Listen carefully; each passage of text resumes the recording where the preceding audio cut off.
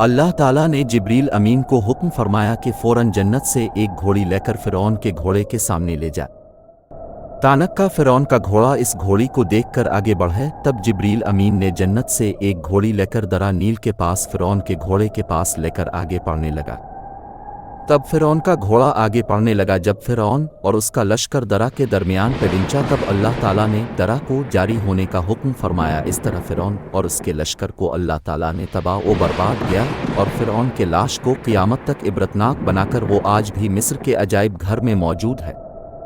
फ़िरौन को अल्लाह ताला ने इबरतनाक सज़ा दी और लोगों को क़यामत तक और अपनी कुदरत से आशना करवाया कि अगर कोई भी शख्स इस तरह फ़िरौनियत पर उतरेगा तो हम इसको ज़लील करके रख देंगे। जिस तरह फ़िरौन को इबरतनाक सज़ा के तौर पर आज तक मिस्र के अजायब घर में लोग फ़िरौन के मुजस्समा को देखकर इबरत हासिल कर रही हैं। इस वजह से हमने इस आर्टिकल में फ़िरौन के कुछ फ़ोटोज़